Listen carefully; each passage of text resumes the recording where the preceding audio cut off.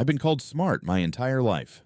Not funny, not charismatic, not someone people naturally gravitate toward, just smart. At first, it felt like a gift. Teachers praised me. Adults smiled with approval. Other kids would come to me for answers. I learned faster, understood deeper, and noticed things most people didn't. But there's something no one really tells you about having an extremely high IQ. It doesn't just change how you think, it changes how you experience the world. When I was a kid, I started to realize I was different, not in a dramatic way, nothing obvious. But while other kids were playing, I was analyzing the rules of the game. While they were laughing, I was trying to understand why something was funny. While they were making friends, I was quietly observing how friendships actually worked. It felt like I wasn't fully inside the moment, like I was watching life from a small distance. The first real problem wasn't school. Academically, everything was easy, too easy. I didn't need to try, so I never really learned how to struggle. I never built discipline. I never experienced what it's like to fail and recover. And that becomes dangerous later because one day, life finally gives you something you can't instantly solve, and you have no idea what to do. But the harder part wasn't learning. It was people. Conversations often felt slow. Not because others weren't intelligent, but because my brain moved faster than the pace of the interaction. I would predict what someone was about to say before they finished the sentence. Sometimes I'd get bored, sometimes I'd get impatient, and sometimes I'd just stay quiet because explaining my full thought would take too long or feel too complicated. So instead of connecting more deeply, I started connecting less. There's also something else that comes with high intelligence: overthinking. My mind doesn't just process things, it loops them, expands them, dissects them from every angle. A simple decision becomes 10 possibilities. A small mistake becomes a chain reaction of hypothetical consequences. A conversation doesn't end when it's over. It replays in my head for hours. What did they mean by that? Did I say something wrong? What if they interpreted it differently? It's exhausting because your brain never really turns off. And then there's emotional awareness. People assume that if you're highly intelligent, you must be emotionally detached, but often it's the opposite. You notice subtle changes in tone, micro expressions, hidden intentions. You pick up on things people don't say out loud. And once you see those patterns, you can't unsee them. It becomes harder to trust simple words when you can feel the complexity underneath them.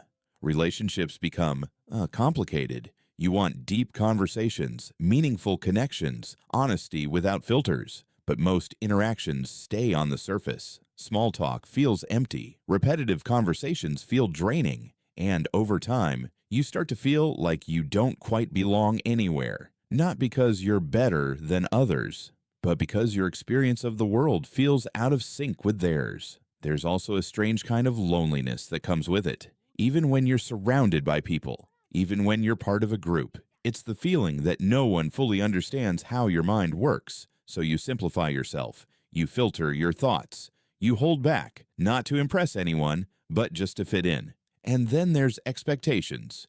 When people know you're smart, they expect consistency, they expect success, they expect you to always have the answer. So when you struggle, which you eventually will, it feels like something is wrong with you. How can I fail at this if I'm supposed to be intelligent? That pressure can turn into anxiety, or perfectionism, or even paralysis. Because if you don't try, you can't fail. Another thing no one talks about is how easy it is to lose motivation. When things come naturally, they stop feeling rewarding. Challenges feel artificial. Goals feel meaningless. You start asking bigger questions. What's the point of all this? Why should I care? And without a strong sense of purpose, even a highly intelligent mind can drift. But here's the part that changed everything for me. I realized that intelligence alone doesn't build a life. It doesn't create happiness. It doesn't guarantee connection. It doesn't teach you how to deal with emotions, failure, or uncertainty. In fact, sometimes it makes those things harder. So I had to learn things most people learn much earlier. How to be patient, how to listen without analyzing everything, how to accept that not every conversation needs depth, how to stop trying to optimize every decision, and most importantly, how to be present. Because the truth is, life isn't a problem to solve, and people aren't puzzles to decode. Sometimes they just want to be felt, understood, accepted, without being analyzed.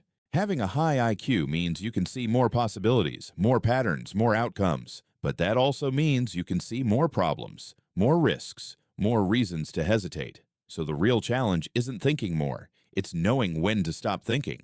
I'm still learning that every day.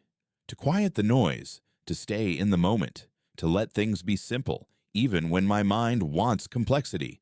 Because being smart isn't what makes life meaningful, it's what you do beyond your thoughts, the connections you build, the risks you take, the moments you actually allow yourself to live instead of analyze. And maybe that's the part no one tells you. The goal isn't to use your mind to escape life. It's to learn how to live without being trapped inside it. And there's one more thing I had to face. Something I avoided for a long time. The idea that maybe my intelligence had become a shield, a way to stay in control, a way to avoid vulnerability.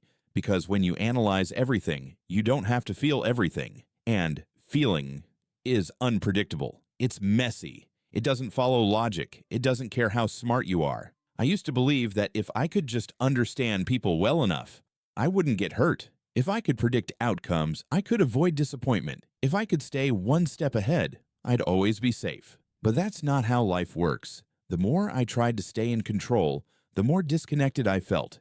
Because real connection requires something intelligence alone can't give you: presence, honesty, and the willingness to not have all the answers. So I started doing something uncomfortable. I stopped trying to win every conversation in my head. I stopped preparing responses before people finished speaking. I stopped searching for hidden meanings in every word. And instead, I just listened. At first, it felt unnatural, like I was turning off a part of myself. But slowly, something changed. Conversations felt lighter, people felt closer, and for the first time, I wasn't observing the moment. I was actually in it. I realized that intelligence isn't meant to isolate you. It's a tool, and like any tool, it depends on how you use it. You can use it to overthink, withdraw, and disconnect. Or you can use it to understand, empathize, and connect deeper than most. So if you've ever felt like your mind is too much, too fast, too complex for the world around you, maybe the answer isn't to think more. Maybe it's to step out of your head just a little, because life doesn't happen in your thoughts. It happens right here in the imperfect, unpredictable, unoptimized reality that no amount of intelligence can fully control. And maybe that's exactly why it's worth living.